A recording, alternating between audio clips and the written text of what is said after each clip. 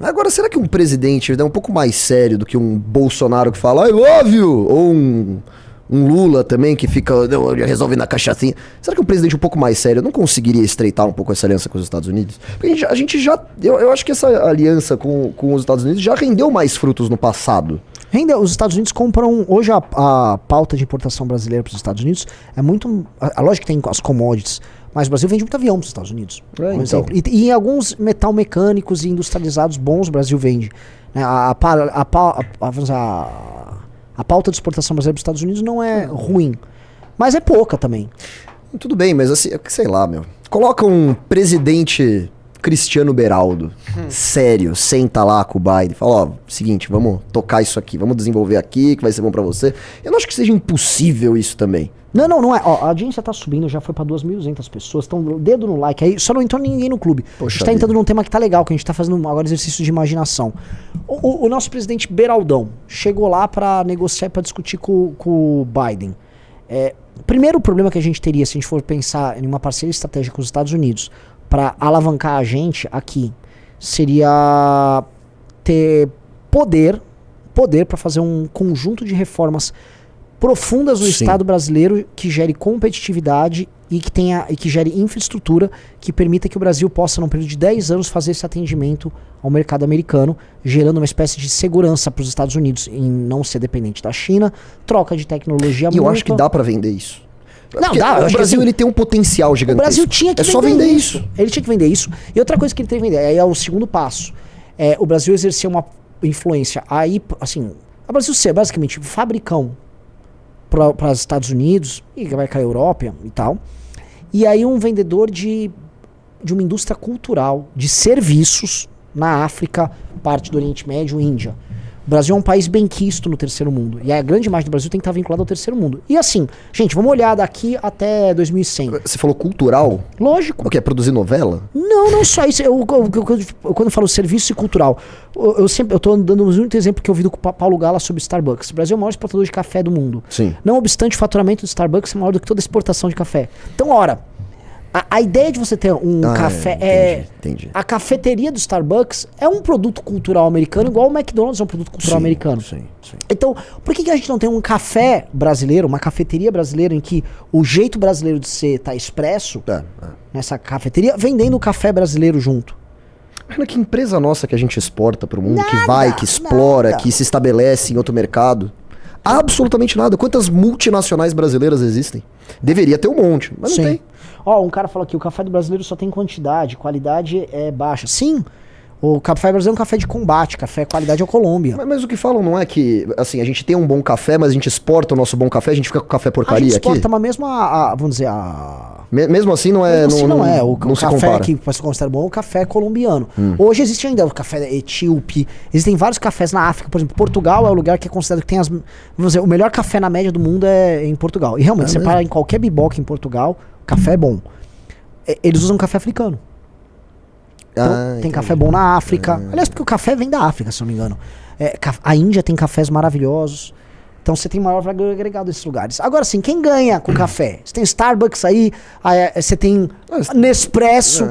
E nós não. A gente tem que olhar, como melhorar a nossa cadeia do café e como vender o estilo de vida brasileiro através do café e exportar isso como produto cultural nos outros países. Aí você tenta fazer um negócio desse. Eu tô no Brasil, eu tenho aqui os meios, dá pra fazer... Só que tenta crescer uma empresa no Brasil, cara. Eu tava ouvindo o Arthur Petri esses dias, ele soltou assim, muito en passant, mas ele soltou uma frase que eu adorei. Ele falou assim, o Brasil é um lugar onde todo tiro sai pela culatra. Isso. Tudo que a gente tenta dá errado e o cara se ferra. Dá errado. E assim, vamos supor, a gente fala essa ideia, aí vai aparecer assim, boa ideia, vamos criar então esse projeto aí e tal. Aí chegou o Ike Batista pra falar, eu vou fazer essa cafeteria. Não dá, É isso que vai acontecer, porque assim, é tudo cagado aqui. O Starbucks surgiu nos Estados Unidos, assim, realmente, de uma cafeteria e os caras foram crescendo. Sim. O McDonald's foi exatamente mesma coisa. E aqui não, aqui surgiria tudo errado. Então a gente realmente tem que ter... Por isso que eu não abandono grande parte da nossa concepção liberal. Ela não pode ser abandonada, porque a agenda de competitividade, ela tem que se dar num ambiente que é propício a essas inovações. Alimentar empreendedorismo, Exato. aquele papo todo. Só que isso é... Porque a gente fala assim, nossa, isso é tão beabá, isso já tá ultrapassado de falar. Mas a gente não chegou nesse nível. Exato. Assim.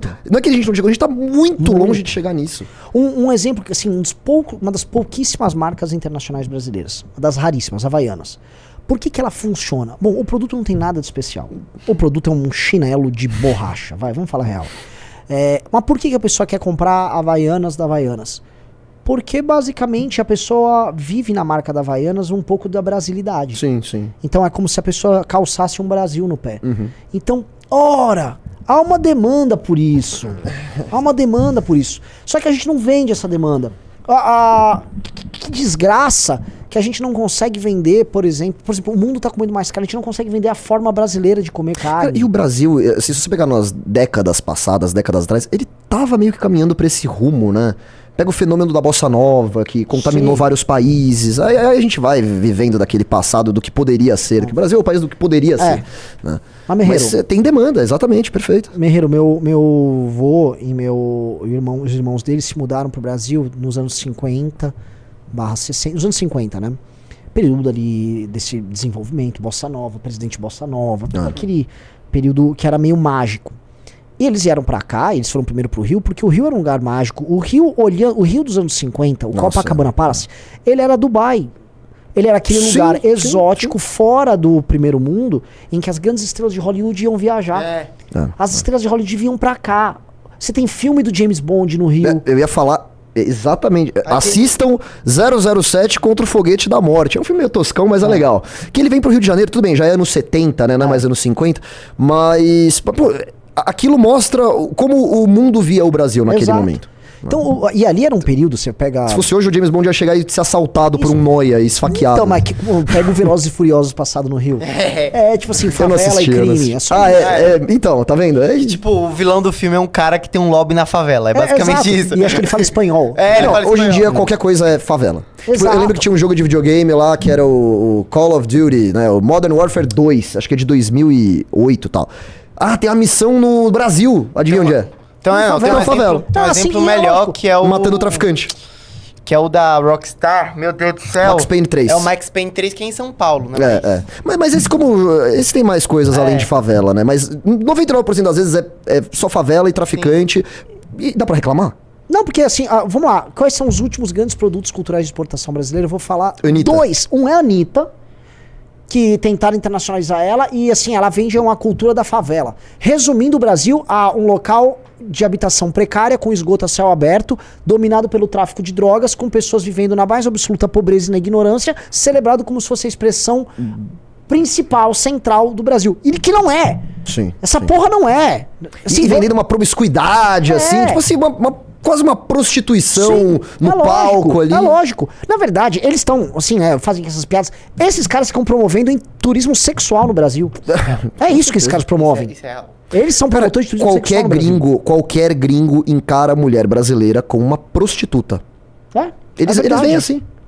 Porque é vendida essa imagem. Vai na brasileira que é fácil. Qual foi a última música brasileira a estourar na noitada europeia? Aí se eu te pego. Teve verdade, 2012. Teve Aí Se Eu Te Pego. Mas em 2010, 2009, teve o Rap das Armas. O Morro do Dendê, sim. Então, assim... Sim, funk toca muito nas baladas europeias. A gente exportou que nós somos isso. E assim, não espere que o mundo ache algo muito diferente disso sobre nós. Tá? O mundo acha que nós somos isso. Pra ficar bem entendido. Então, aí querem cancelar a Taylor Swift porque a mãe dela mandou não vir. Cara, se eu sou a mãe dela, eu falo a mesma coisa. Não vá para esse buraco chamado Brasil. Sim. A mãe dela está certíssima. Tanto é que ela veio e deu no que deu, né? Deu no que deu. Então, é uma situação, galera, assim, sendo muito, muito honesto. Assim, a gente cavou todo esse buraco que nós estamos. Aí vai falar que a gente não tem que exportar a Anitta, que é uma bosta isso. Vai falar que a cultura do morro é uma bosta. Aquilo tem que ser combatido. Como é que eu vou falar isso? Vamos falar que a gente é racista. Posso fazer um advogado do diabo aqui? Diga. Você não acha que isso, por mais que seja tenebroso, é mais real do que um Tom Jobim tocando com o Frank Sinatra? Não. Com certeza não. Pelo amor de Deus. A bossa nova... Desculpa se interromper você mesmo. Não. Pode falar. A bossa nova, ela é uma versão da batida do samba, batida sincopada, adaptada com harmonias complexas e com uma poesia muito especial por um Rio de Janeiro da época. Lembrando assim, o samba do morro, o samba de roda, sempre teve harmonia complexa. Uma das características da música popular brasileira É o uso de harmonização. Pera, eu vou chegar nisso. Sim. Se for pegar uma música de samba de roda, tente depois pegar não tablatura, as partituras e tal, de sambas antigos.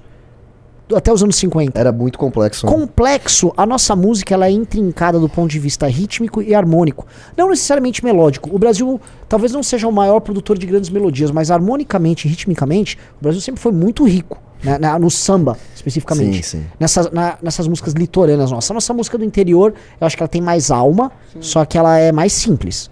E é engraçado, né, que quando o rock começou a se popularizar no Brasil, a Elis Regina achava aquilo um absurdo, né? Porque era, pô, isso é muito básico, não tem sabe, não tem aquela complexidade. Se ela soubesse o que veio depois, cara. Mas assim, respondendo o teu negócio do Tom Jobim, a bossa nova não tá tão distante, tecnicamente, porque imagina você esteja falando que é como se fosse uma coisa elitista, desconectada do que era feito. Não era isso. Não era isso, porque o que era feito em termos populares não era tosco. Não era tosco. Eu vou citar um cara assim, que é um símbolo, né? Você fala, mas tudo bem, é um símbolo, porque é um símbolo mesmo. O Cartola. Poeticamente, harmonicamente, sensacional. Sensacional. E é um dos caras, sei lá, um dos pais fundadores da Mangueira. Sabe? Então, a bossa nova, ela não tá tão distante. A gente não pode tratar ela como se fosse um produto de exportação. Ela se tornou um produto de exportação porque ela virou símbolo de... Assim, poxa, tem os Estados Unidos, nós estamos com o jazz aqui. Aí, do nada, aquele país está crescendo lá embaixo, que é legal. Vem um negócio mais... E o pessoal ficou muito louco, cara. Fissurado. Sim. Bateristas brasileiros foram fazer sucesso lá. Sim. Aí você tem os duetos dos Tanguetes com o Tom Jobim e tal. A filha do João Gilberto ficou lá mó tempão. E o povo não sentia essa distância que você tá falando, eu acho. Até hoje, a música brasileira mais tocada, que chegou mais alto nas paradas dos Estados Unidos, foi Mais Que Nada, do... Caramba. Daquele, o maestro, né? Eu esqueci o nome dele. Putz, como é que eu esqueço? Eu esqueci o nome dele também, mas tipo, acho que até hoje não bateram um recorde, que ficou não sei quantas semanas na Billboard. Tem vários caras, assim, que o mundo precisava... Eu vou dar um exemplo, que é um outro cara que é sensacional e o mundo acabou não conhecendo. Porque se o mundo conhecesse... Jorge Benjor. É ele mesmo. Não, Mais Que Nada não é do Jorge Benjor. Sim, mas foi a gravação dele. Foi a gravação dele que chegou no top. Não, Jorge Benjor? Sim. Não, assim, calma. Aqui vai pegar o Sérgio Mendes. A música do Sérgio Mendes. Não obstante, eu ia falar do Jorge Ben que não tem a ver com essa música. O Jorge Benjor, ele tem um jeito de tocar, ele tem a mistura dele de rock, de jazz, de samba. Puta, o cara é bom demais. O Jorge Benjor era pra ser o que é, sabe, hoje lá nos Estados Unidos, um Carlos Santana. Sim. O Jorge Benjor é genial, ele é genial. Então, só que a gente foi se perdendo. Então, o Tom Jobim, se você olhar o que era produzido em termos de música brasileira nos anos 60 e 70... Desculpa, Belchior. O cara era um puta de um poeta. O cara escreveu Como Nossos Pais, que é uma das músicas mais maravilhosas. Cara, o Brasil já foi um poço de talento. O Brasil era um poço. Cara, todo o Clube da Esquina. Sim. Todo o Clube da Esquina. Não, Milton Nascimento, todos os caras. Eu acho que a gente conseguia muito bem fazer essa coisa a música nossa, só que reinterpretando o que acontecia de fora. Pra mim, o melhor exemplo disso é Novos Baianos. Novos Baianos, eu ia citar isso agora. Que é música brasileira psicodélica. Exato. Novos Baianos é genial. Assim... A gente teve coisas geniais. Aí a gente vai falar, mas nossos inimigos políticos e tal. O Caetano e o Gil, geniais. E o que tem, tá rolando no mundo, né? Agora por conta da internet, vários canais de react de música em que gringos reagem às músicas. Aí tem gringo descobrindo música brasileira dos anos 60 e 70. Então o fato é, nós tivemos um apogeu aí pop, cultural e de crescimento econômico nos anos 60 e 70. Foi totalmente destruído. Isso foi tudo destruído. A gente se perdeu, a gente não produz nada de bom hoje. E o que era pra ser bom é falsamente bom. São esses artistas pretensiosos merda. Não tô falando do pop, não tô falando da Anitta. Esses artistas pretensiosos merda. O MPB moderno, MPB tipo moderno, isso. que é uma bosta. É uma bosta. É horrível. Veio o mesmo nome na cabeça de e olha, todo vocês estão falando de música, mas a gente pode falar de cinema também e como o Brasil não respeita os próprios talentos. Você pega um cara como o Zé do Caixão, ele é visto como uma piada, unha grande e tal. Esse cara era um gênio. Eu acho que era. Nasceu no meio do nada lá. Nunca fez uma aula de cinema, um curso de universidade. Absolutamente nada. Ele desenvolveu técnicas da cabeça dele, que até hoje são estudadas em escolas de cinema nos Estados Unidos, por exemplo, que lá eles conhecem como Coffin Joe.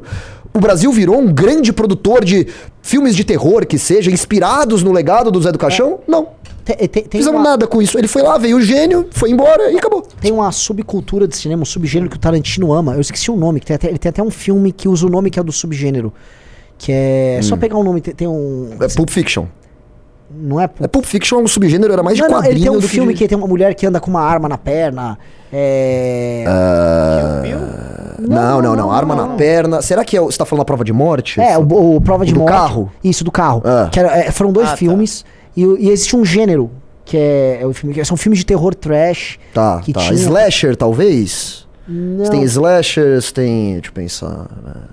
Eu vou ver, não sei. Alguém vai lembrar aqui, alguém vai ver o nome. Tem o nome de um gênero, tá? Noir... Não, noir não é de terror. Não é um gênero de cinema tosco, terror. Exploitation. Eu acho que é isso que você quer falar. É Grindhouse. Grindhouse. Grindhouse. Não pensei nessa.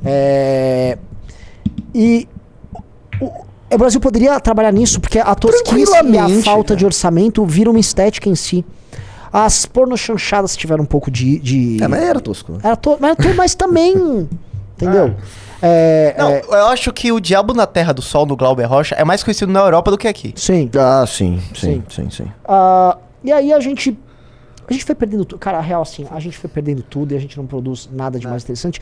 Aqui é um país que tem uma perda de inteligência gigante e eu acho que tudo tá batendo assim, de 88 pra cá, da nova Constituição pra cá, nós nos perdemos como país. Né? Então, a gente tá aqui discutindo Xandão e tal. Eu fico um pouco agoniado, sabe por quê? Porque parece que a gente fica comentando no noticiário que as pessoas falam, tá, pra onde eu vou?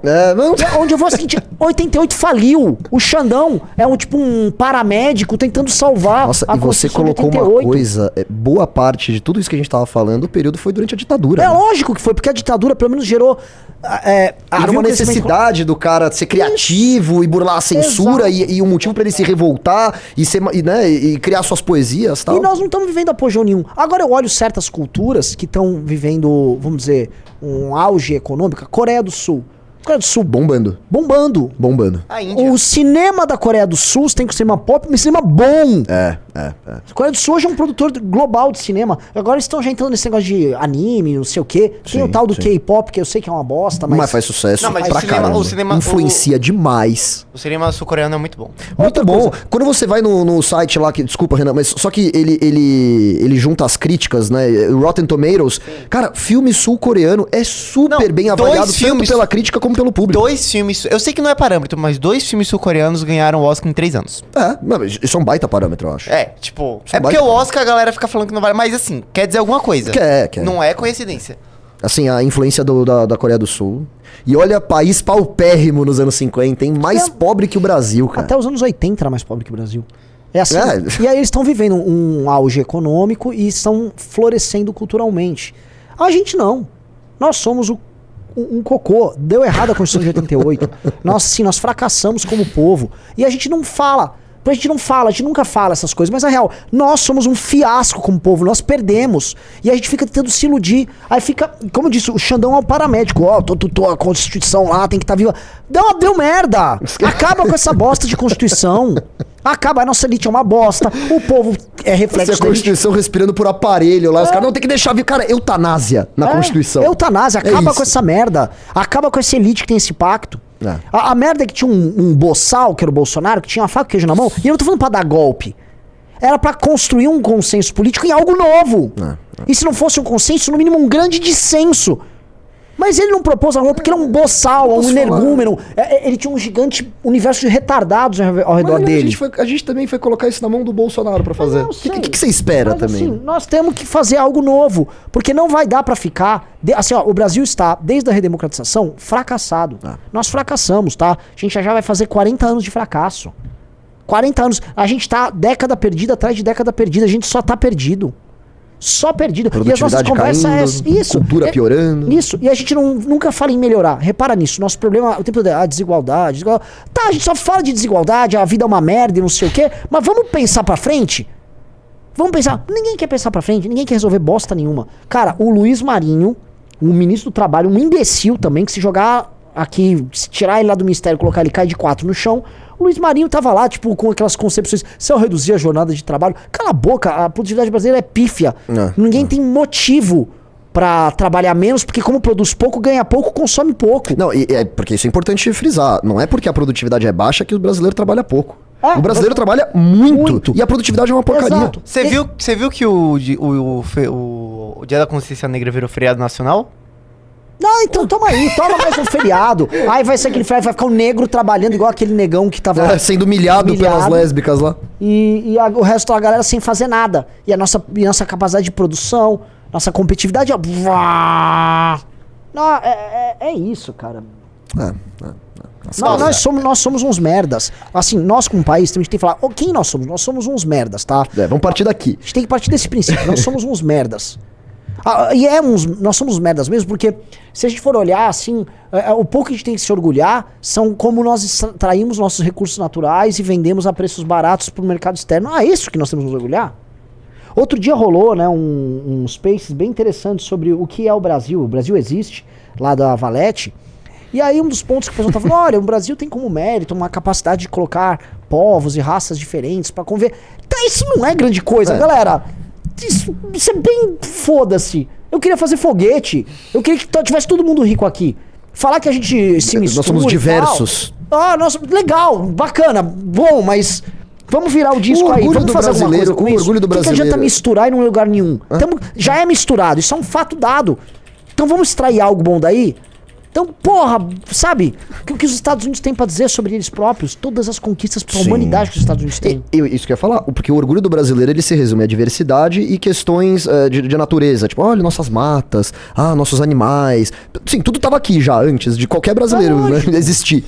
Não temos nenhum mérito nisso. Nenhum mérito, assim, só papo furado, assim, é papo furado atrás de papo furado que a gente fica vivendo aqui, conversinha mole, e assim, o que a gente viu hoje do governador do Amazonas querendo brigar com o Jeff Bezos por nomear a Amazon. Nossa, eu vi É igual isso, o negócio os portugueses roubaram nosso ouro. Você viu a propaganda institucional? Lógico que vi. Cara, hoje à tarde. isso é mendigagem internacional. É um país mendigando pra um bilionário.